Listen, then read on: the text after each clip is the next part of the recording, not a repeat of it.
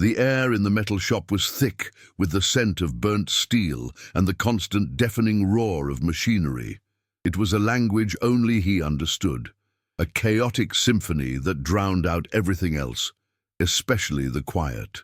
The man, a silhouette against the shower of sparks from his welding torch, was a prisoner in his own fortress of sound. His name was Thomas, but no one called him that anymore. He was just the man who ran the shop, a ghost haunted by the memories of a melody. He hadn't spoken a single unnecessary word in 5 years, since the day he turned his back on the stage and embraced this world of grinding and hammering. The work was brutal, honest, and it left no room for vulnerability. It was a perfect escape from the truth that waited for him every day at home. A boy who looked just like his mother, and a silence that was far more painful than any noise. The old accordion sat in the corner, shrouded in a dusty canvas, a silent tomb for a life he had buried. He hadn't planned for it. No one ever plans for the day the past walks back in. That morning, a small, quiet presence slipped through the heavy metal door. It was his son, Leo, 10 years old, a small boy with his mother's eyes and a faint silver scar that traced a path across his cheek, a permanent reminder of a day Thomas desperately wished he could erase. Leo wasn't looking for conversation, he was looking for scraps. He began to meticulously gather discarded metal pieces, their sharp edges and uneven surfaces, an abstract art form in his small hands. Thomas watched from a distance, the sparks from his torch illuminating the boy's focused profile, the ghost of a scar shining. Leo wasn't there to talk, to ask questions, or to try and bridge the chasm between them. He was there to build, to create, to find beauty in the brokenness that surrounded him. And for the first time in a very long time, Thomas felt a tremor, a discordant note in his carefully constructed silence. The boy's presence, so quiet yet so profound, was a melody he couldn't ignore, a gentle tap on the window of his heart, daring him to look inside. The metallic clang of Thomas's hammer fell in rhythm with his son's small movements, a strange and unintentional duet. The boy worked with an almost sacred focus, assembling the pieces of junk metal into something new, something that had a shape and a purpose. It was a stark contrast to Thomas, who saw only raw material, objects to be bent to his will. Leo saw potential, saw a life waiting to be born from the rust and the grime. Thomas knew deep down that the boy's silent presence was a mirror, reflecting a part of himself he had tried so hard to forget. The artist, the creator, the man who once saw music in everything. The constant thrum of the machines was his shield, his armor, but the boy's quiet persistence was a tiny crack in that defense, a pinprick of light threatening to flood the darkness he had so carefully cultivated. He wanted to shout, to tell the boy to leave, to go find a more suitable place to play, a place without the specter of his mother. But he couldn't. The words died in his throat, choked by the silence of his own making, a silence born of shame and a grief so vast it felt like a part of his soul had been ripped away. If you've ever lost something that felt like part of your soul, stay with this story. What he finds next might break you in the best way. The memories, like forgotten melodies, were always there, just beneath the surface. They'd surface in the glint of light on a piece of metal, in the rhythmic clang of a hammer. Thomas, once a man who lived and breathed music, had met Sarah, his wife, in a smoky jazz club 5 years ago. He played the accordion, his fingers dancing over the keys, with a grace that could make a heart ache. She sang, her voice a warm, rich tone that filled every corner of the room, turning strangers into a family for a single perfect night. They were a duo, a perfect harmony of sound and soul, falling in love with every shared note. The Metaworks, which was now a tomb for their memories, used to be their rehearsal space. It was where they had created their most beautiful songs, their best memories, and where they had first dreamt of a life together, a life filled with music and joy. But one night, On a drive home from a gig, a sudden rainstorm and a swerving truck changed everything. Thomas survived, but Sarah didn't, and their son, Leo, was left with a physical mark of a tragedy that scarred Thomas's soul more deeply than any physical wound. That day, Thomas didn't just lose his wife. He lost his music, his purpose, and his ability to see himself as anything but a man who had failed to protect the two people he loved most. The accordion, their shared instrument, became a symbol of his guilt, a reminder of the songs he would never write and the voice he would never hear again. So he buried it, both literally and figuratively, under a heavy canvas in a corner of the shop, turning his back on everything that had once brought him joy. He traded the gentle press of accordion keys for the harsh, unyielding feel of cold steel. He traded the harmony of a song for the dissonant shriek of a bandsaw. He thought that by drowning out the music he could drown out the pain. But he was wrong. The silence in his soul only grew louder, a hollow echo in the vast empty space where a family once stood. And in his self-imposed exile, he pushed away the one person who could have understood his grief, his son. The boy, a living echo of his mother, became an unbearable reminder of everything Thomas had lost.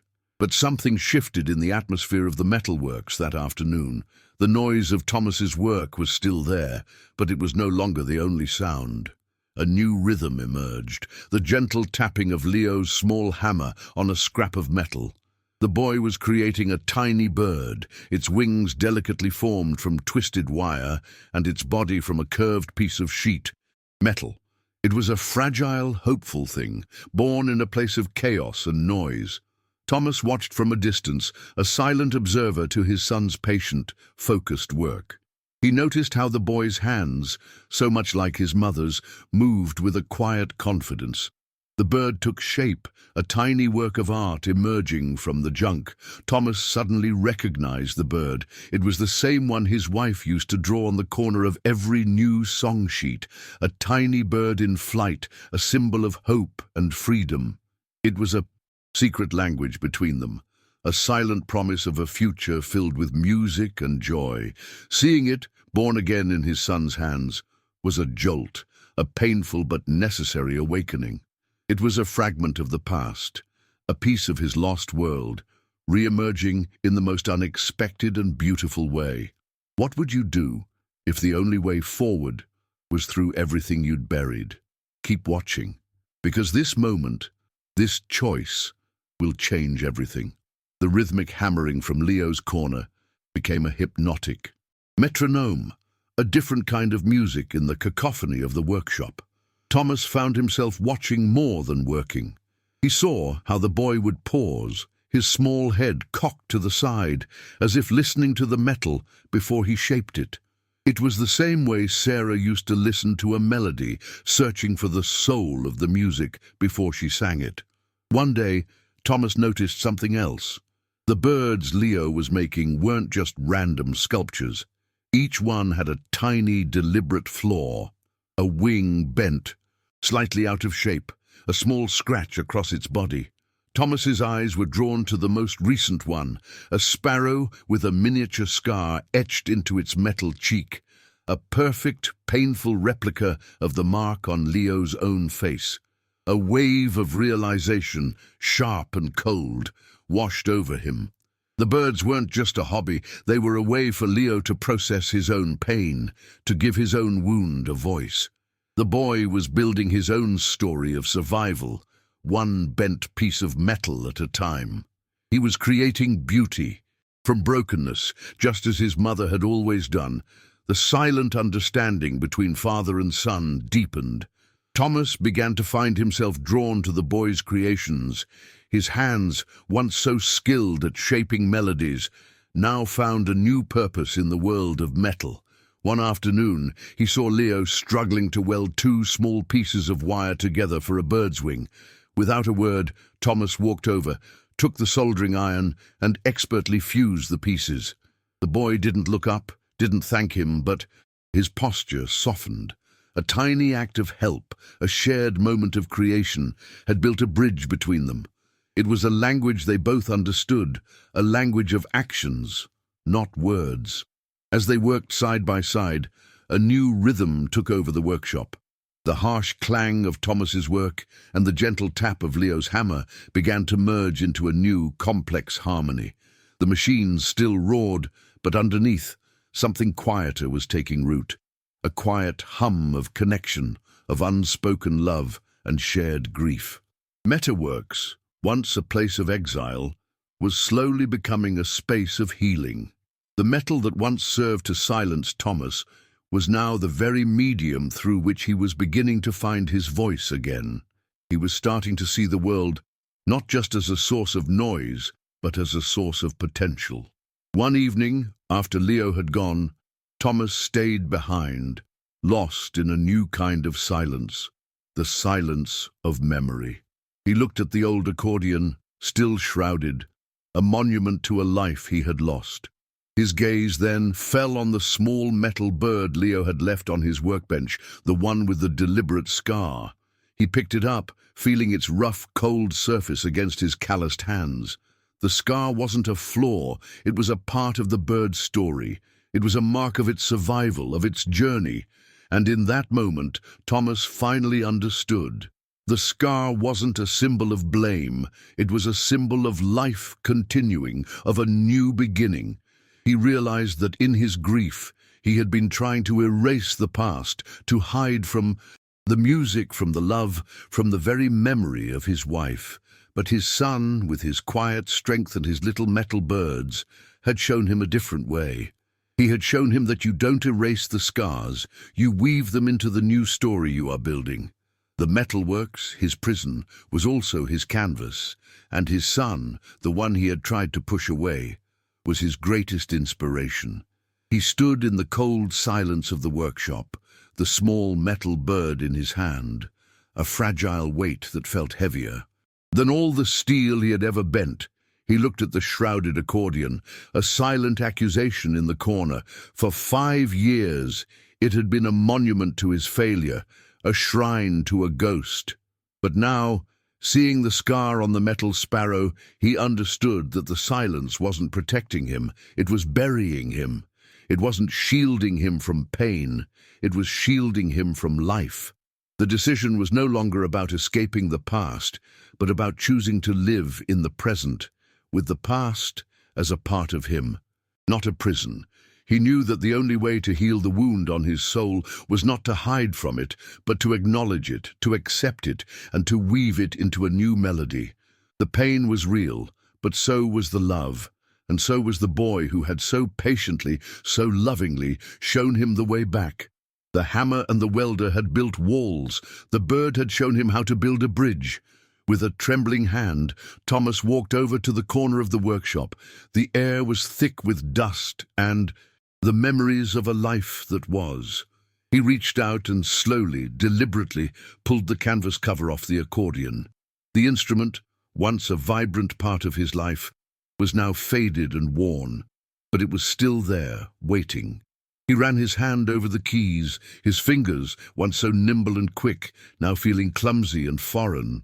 The scent of old leather and wood filled his lungs, a scent that took him back to a life of laughter and music and love. He didn't know if he could still play, didn't know if the music was still inside him, but he knew he had to try, for his son, for his wife, for himself. He sat down on the cold metal stool, placed the instrument on his lap, and took a deep, shaky breath. The boy's metal sparrow sat on the workbench, a silent witness. A single hesitant note filled the workshop, a sound so out of place in the industrial cacophony that it felt like a miracle.